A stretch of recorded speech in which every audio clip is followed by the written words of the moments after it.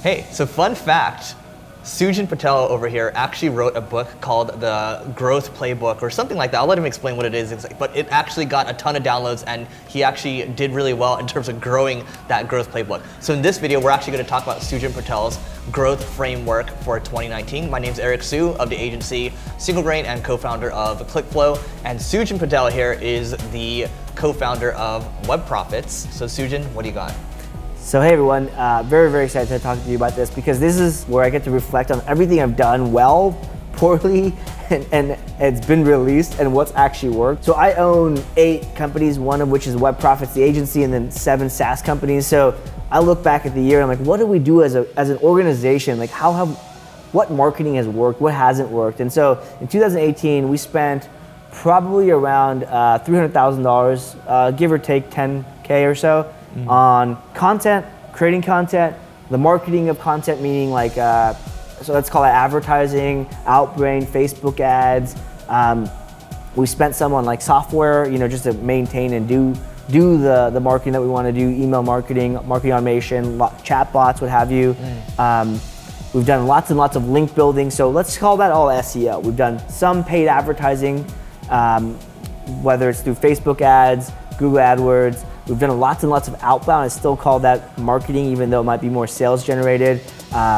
We did a lot of video, and then we've driven around a little over 1 million visitors to WebProfits and our core properties. And I'm not talking about like random visitors to blog posts or whatnot. I'm saying actual high intent. But there's actually only a couple things of that actually worked. Can you guess what do you think? What do you think of everything I said? Let's see. The video, written content, Facebook ads. Written content definitely works. And then I kind of tie SEO with that as well. Yeah, so I would say nothing we did in 2018 contributed to those 1 million visitors that came to nothing. It was all the things that we did in 2016 and 17. Yeah. So it was refreshing and you guys have mentioned this on your marketing school podcast many times. It was mostly updating old content that drove most of the visitors. Yep. And it was actually 2 pieces of content.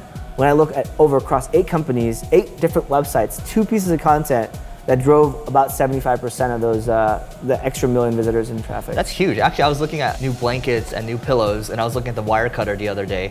What I found in all those articles, like best pillow, they just kept updating over and over and over, which is why they rank for millions and millions of keywords. So I'm not surprised that that's worked out well for Sujin. Is there anything else? Yeah, so it was actually laying the foundation for next year. So when I figured this out, it was probably around like summertime. I was like, wow, nothing I'm doing is working. And you would think as a marketer, that's like a horrible sign. Yep. It wasn't that nothing I was doing is working. It's actually the other way around.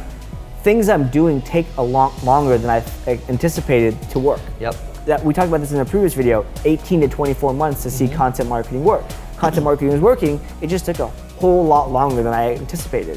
When I first started doing content marketing, it was a lot less time, 6 months. So what I'm really focusing on, and I'm gonna continue to double down on, is the foundational work. I'll give you an example. At Mailshake, one of our SaaS companies targeting salespeople, it's an outbound sales tool, we're laying down, and we spent from July, and we're gonna continue this, all the foundational work, all the high intent keywords that salespeople would search for, we're writing content on, and we're going to continue to iterate on, and we're actually already seeing success in, but it's just not where you would see it.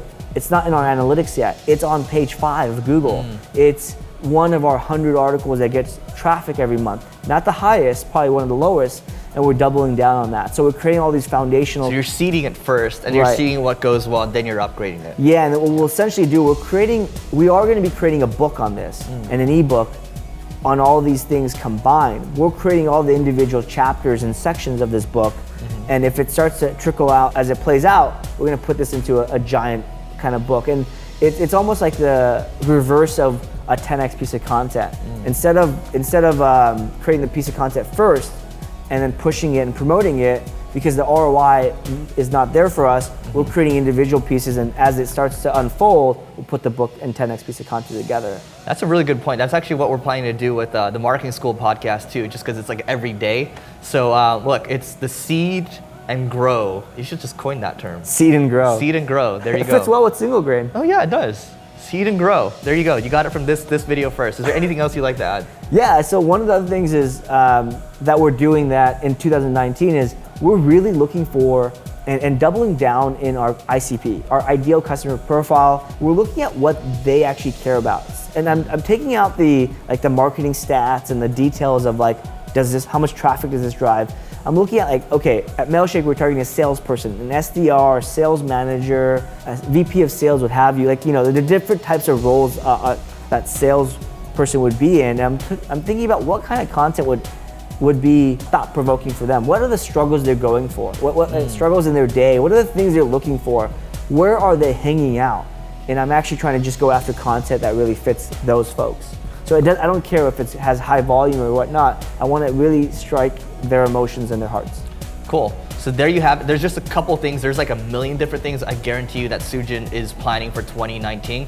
But leave in the comments, let us know what you think, what you plan to do in terms of growing in 2019. Don't forget to also subscribe as well. And that's it for this series. Don't forget to check out the next video that's coming from this wonderful channel where you get to learn about growth and just cool stuff that's gonna help make you amazing.